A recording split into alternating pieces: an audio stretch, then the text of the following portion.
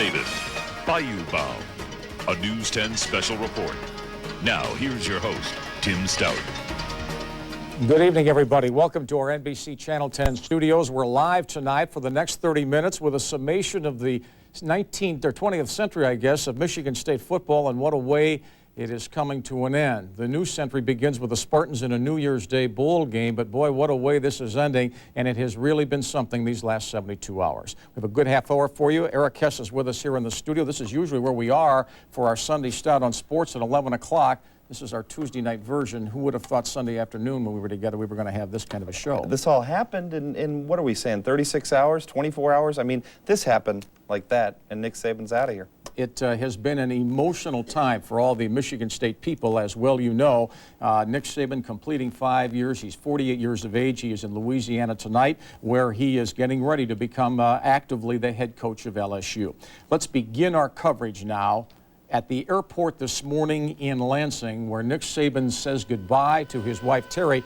They've kind of had if they had frequent flyer miles for these Lear jets, they'd be fine. She stayed back today after being in Baton Rouge, Louisiana yesterday. This is after Nick Saban addressed his team for a few minutes at 7:30 this morning. He said he had made his final decision at 5 o'clock this morning, got on the phone with some friends and confidants, told his coaches by conference call. His coaches, all with the exception of Morris Watts, have been out recruiting today as scheduled. A couple of hours later, this Learjet touched down at the airport in Baton Rouge, Louisiana, where some excited LSU officials were on hand to greet him. He was taken away immediately to a news conference. I suppose he had his contract business to get signed, sealed, and delivered. And when he was introduced today, these were Nick's thoughts, and these are the reactions of MSU President Peter McPherson later.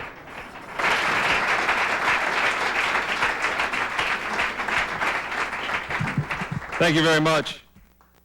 I think the first thing that I would like to say to Tiger fans and supporters everywhere, to the players who have made the tradition of LSU football what it is today, whether you played for Charlie Mack, Jerry Stovall, Bill Arnsberger, or any other coach that's ever coached here, this is your program, this is your team, and I'm very happy to be your coach. I think that we need to pull all those things together that LSU has to offer in terms of support and tradition so that we have the best chance to be successful, because I think togetherness, especially with a state like this, with the kind of high school football that we have here, the kind of high school football players, the kind of high school football coaches, and the kind of high school football programs, that you have an opportunity to really be successful. I wish him well in his new function. He's a good man, and I'm sure he'll do a good job. But the fact that you didn't stand in the way of him at least interviewing, can we read anything into that? No, he's a good person, and it looks like he's worked out a good approach for himself, and I do wish him well. Do you feel disappointed that I don't want to talk more about it, but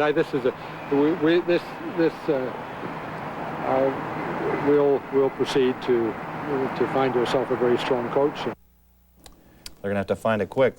You know, they really didn't have much to negotiate because the astronomical offer from LSU pretty much said that's, you know, really there's no sense for Michigan State to get in here with some kind of a salary beyond that. And Nick knew that, LSU knew that, Michigan State knew that, so that in itself worked out pretty well. Well, but there was a time there. I mean, Nick told us last night this would be done this morning. Well, he didn't say it's going to be done right now. I think that, you know, had the money been there, but as you said, it wasn't going to go that high, so there was no counteroffer. He talked to Peter McPherson last night. He talked to Peter McPherson this morning. There was no counteroffer coming. No. Nick was going to LSU, and now we're looking at who the new guy is, so we're going to get into that as well. If you've missed it, LSU has made Nick Saban the third highest paid coach in the history of American college sports. He hadn't won a Big Ten title or a bowl game, but he didn't have to because they thought he was hot. He was the guy they wanted at $1.2 million per season, and there are some incentives in there that could even get it up higher than that. Spurrier and Bowden from Florida and Florida State are the top two highest paid guys. Now, the LSU chancellor's name is Mark Emmert. They had to go to him, and he had to go to his trustees at LSU to approve all the money in the package. That got done. Mark Emmert had this to say today in Baton Rouge today about the acquisition of Nick Saban. Nick Saban's career has been committed to mastering the game of football, and his record of success, I think, speaks for itself. His attitude toward and relationship with his players shows him to be a coach who cares deeply for student athletes. Nick Saban wants his players to be first and foremost successful in life, not just in football, to take responsibility for their behaviors on the field and as men. This commitment is reflected in Coach Saban's remarkable record as a recruiter. While dealing with great difficulties at Michigan State, he has brought exceptional talent to MSU. What are the great difficulties at Michigan State? I mean, I assume... I know it's hard when you see it on both sides. Well, I mean, they were on probation, and he didn't have a full complement of athletes, okay, of scholarship players, so I assume that had to be part of it there, okay? You're right. There's some stuff that has not been written yet. Yeah, you know, now what's amazing is that was the early part of this day, and that was in Louisiana. The day unfolds further back in East Lansing at the Duffy Doherty building. This morning, I mean, the players don't know what's going to happen, and nobody knows, you know, who's going to say what, who's going to coach. So let's show you what happened. At 4:30 this afternoon, we brought it to you live over at the Clarabelle Smith Academic Center.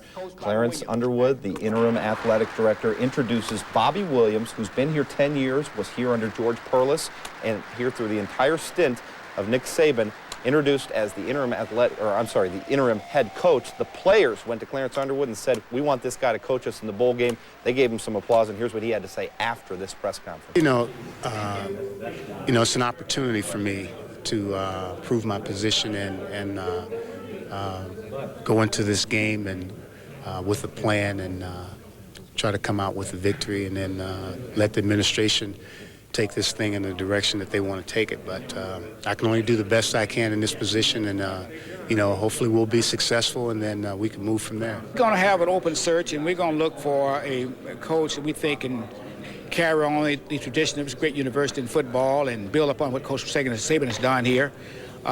We don't know who's going to apply. I think that Coach Williams and a member of the staff can apply for that position, and we'll see where things end up. We don't know at this point. He's a candidate, right?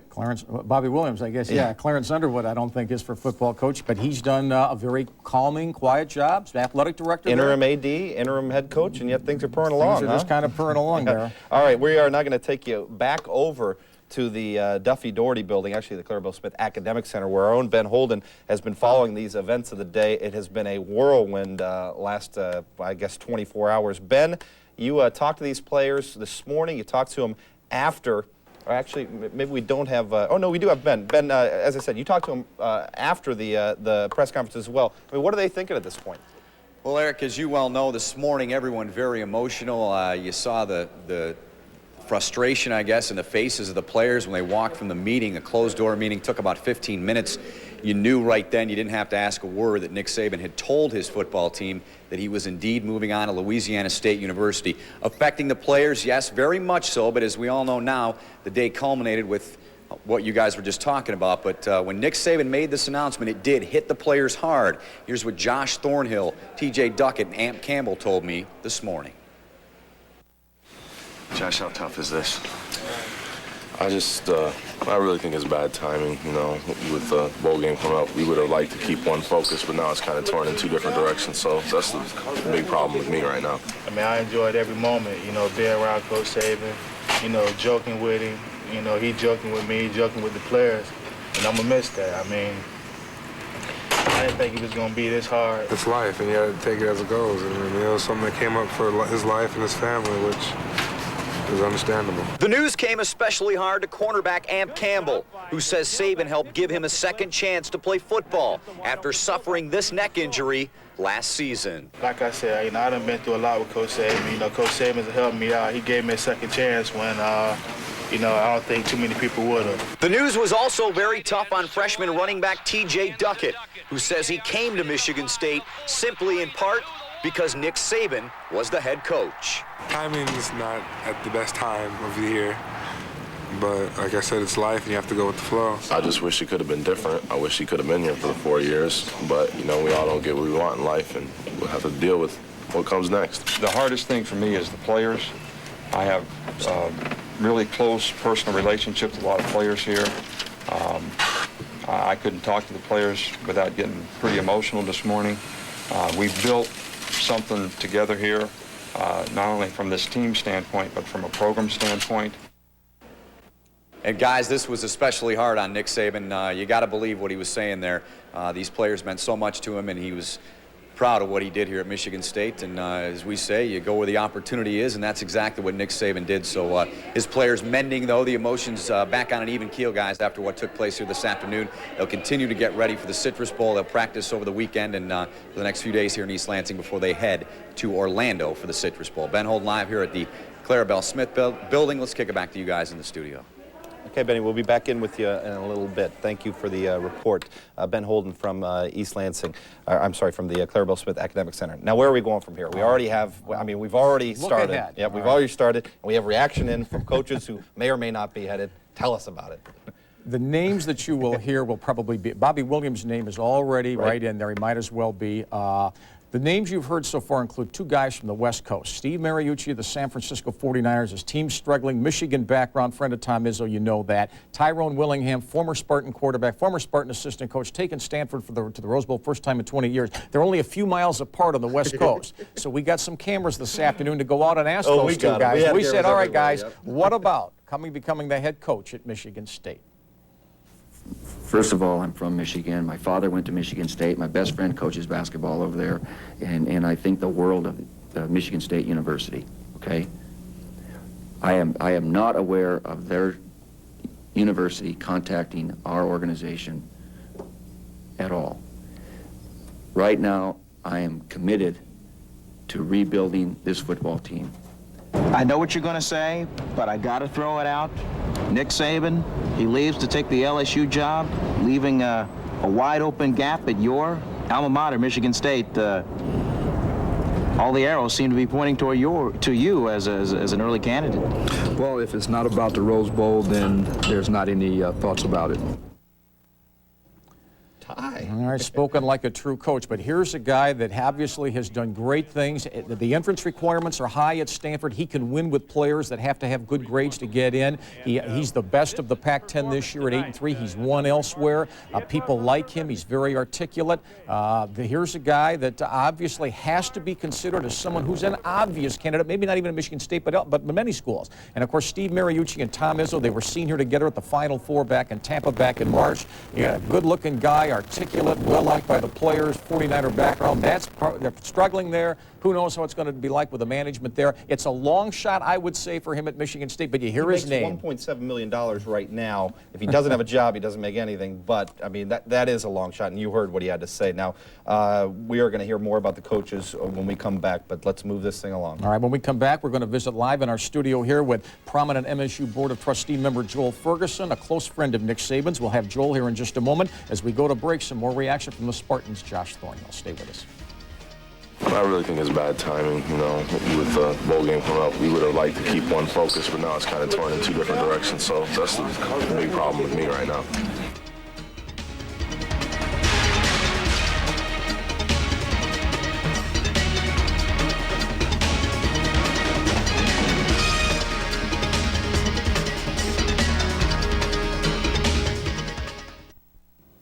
Welcome back, everybody. Joel Ferguson was very influential in bringing Nick Saban to Michigan State. The two are very close friends. Joel spent time in his home last night. Joel's with us here in the studio. Right out of the chute, are you surprised that Nick has left Michigan State? After meeting him last night, the answer is no. Yes, I was surprised when this thing first happened. 5 years, Joel. He was here at Michigan State. When you helped get him here, did you think he was in here for a longer run than this? I thought he was going to be here till he retired. You know, I felt very strongly he's a college coach and that he wanted to be here, and I felt this is the best job in the country, and that he knows the area, and he was very happy here, and so I thought he was a lifer. Was this basically a case of an offer that he just simply couldn't turn down? They threw money at him in record amounts, and so that eliminated a lot of the indecision, or was there more than that to it? Well, I believe it was a case of the money, along with he felt that Wisconsin's strong because Wisconsin is the only team in that state. And he felt very strongly that having to divide the state between Michigan and Michigan State, where he had to they only get half the players, he felt that he'd have the entire state of Louisiana to really make a run, and he felt that he had a chance to really even win better down there than up here. Who will make the decision to name the next coach at Michigan State?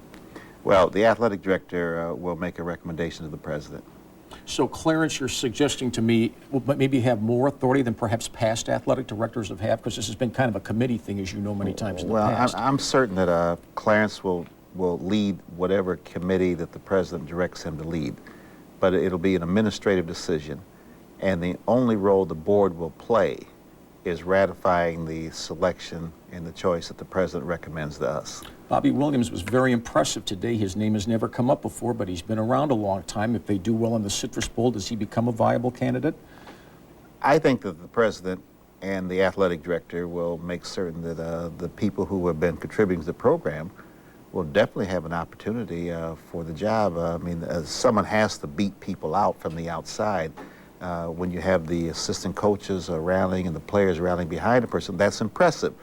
But at the same time, the university is going to go out and look to see if there's a marquee person who's had a successful record that we have a chance of getting also. I mean, we're not restricting ourselves to outside the university or inside the university. We're just trying to get the very best person who will want to be the coach at Michigan State and stay at Michigan State. You know, that's something very important to us. A lot of people say, boy, college football, these salaries for these coaches, it just keeps going through the roof. Is there no end in sight, and does Michigan State keep having to raise the bar just to stay competitive with everybody? No, because Michigan State, the University of Michigan, there are a number of schools that these are good jobs, and people would rather be here. You know, just like all the assistant coaches have said they'd rather be here than go down to Louisiana if we present them an opportunity to stay here and people want them. So people would rather be here. So schools like Louisiana State have to give an astronomical amount of money to someone to entice them to be there to compete against schools like Michigan State that really are in a different league than Louisiana State. All right, thanks for coming in. Appreciate it, Thank Joel. you. Good to see you. Joel Okay. Furs, happy holidays to you. We'll come back. We'll hear some comments from Plaxburris here after today's developments and come back with more on our special here in just a moment. Stay with us. Everybody's running happy for him. I mean, like it's like Coach said, it comes to a point in time life, a point in a man's life where you have to make difficult decisions, and you have to do what's better for you, and look towards the future, and better yourself.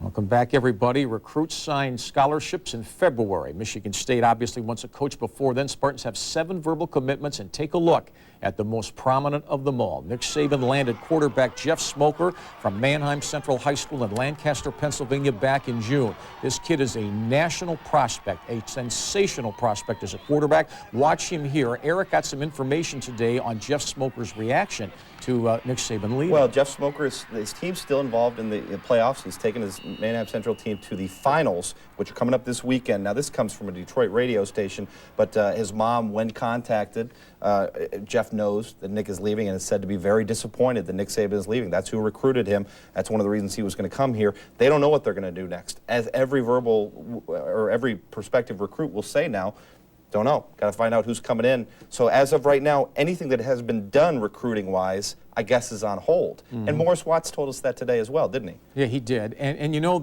it's amazing here. Just think 1 week ago tonight, Nick Saban's at the banquet celebrating his best season he's ever had in the 5 years as the Michigan State coach. There's no indication that the LSU job is going to become attractive to LSU and him, and the two get together. At times today, down in Baton Rouge, during his 45-minute session, he became a bit emotional, and here's one of those occasions. I like college football, and I like college football because when I talked to my team today,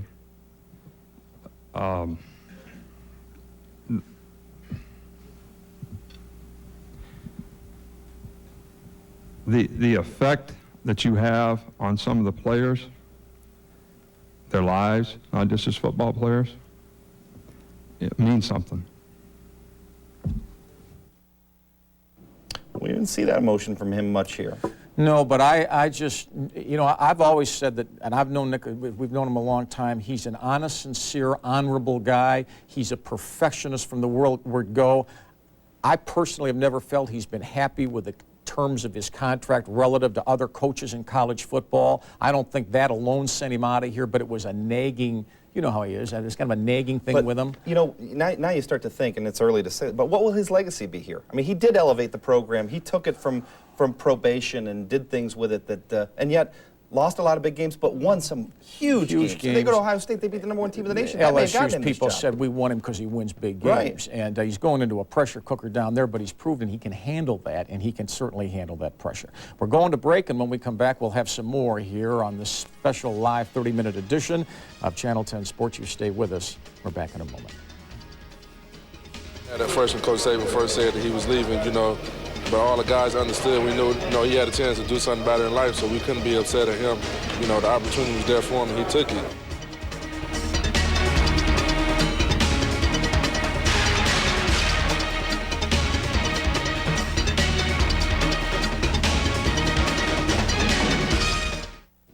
Don't forget continuing coverage on the Sunday Stout on Sports here at 11 o'clock Sunday in the Spartan Sports Zone with whomever afterward at 11:30. And, of course, our coverage here continues tonight at 11 What else could happen this week? I mean, we were going to hear every name now. We're right back to where we've been before. People denying that they're interested, who talked to who, did you a representative? I mean, we're at square one, and they're going to have a coach in a month. All right. We'll talk to you on the radio tomorrow at noon. For Ben Holden, for Eric Saban, Eric Hess, we'll see you tonight at 11. Thanks.